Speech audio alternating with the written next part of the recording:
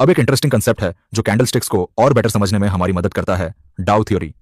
डाउ थ्योरी कहती है कि ट्रेंड की स्ट्रेंथ आप कैंडल्स के साइज और बिहेवियर से जज कर सकते हो। जब मार्केट स्ट्रॉन्ग अप ट्रेंड में होता है तब आपको बड़ी बड़ी बुलिश कैंडल्स दिखती हैं और छोटी छोटी बेरिश कैंडल्स। इसका मतलब बायर्स इतने स्ट्रांग होते हैं कि जब भी सेलिंग आती है वो वीक रहती है। लेकिन जब यह बिहेवियर बदलने लगता है, यानी बुलिश कैंडल्स छोटी होने लगती हैं और बेरिश कैंडल्स बड़ी बनने लगती हैं, तो यह सिग्नल होता है कि ट्रेंड की स्ट्रेंथ कमजोर हो रही है।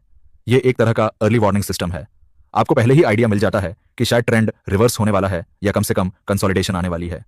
एक और इंपॉर्टेंट ऑब्जर्वेशन यह है कि जब लगातार बड़ी बड़ी बुलिश कैंडल्स आती हैं तो मोमेंटम बहुत स्ट्रांग होता है। लेकिन अगर उसके बाद एक छोटी सी बेरिश या इंडिसाइसिव कैंडल बन जाए तो यह दिखाता है कि बायर्स अब थकने लगे हैं, मोमेंटम धीरे धीरे खत्म हो रहा है।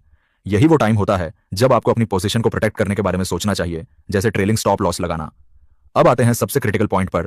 पैटर्न से ज्यादा इंपॉर्टेंट होता है पैटर्न का लोकेशन। मैं आपको एक एग्जांपल देता हूं।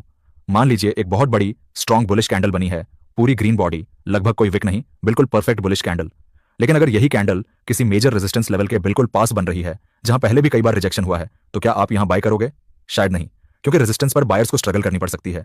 अब उसी बुलिश कैंडल को इमेजिन कीजिए, लेकिन इस बार वो किसी स्ट्रॉन्ग सपोर्ट लेवल पर बन रही है, जहां से पहले भी प्राइस बाउंस कर चुकी है, जहां बायर्स का स्ट्रॉन्ग बेस है। अब वही कैंडल कितनी पावरफुल लगती है। इसी वजह से मैं बार बार कहता हूं कि कॉन्टेक्स्ट और लोकेशन सबसे ज्यादा मैटर करते हैं। कई बार एक एवरेज लुकिंग बुलिश कैंडल भी अगर सही जगह पर बने तो वो बहुत स्ट्रॉन्ग सिग्नल दे सकती है।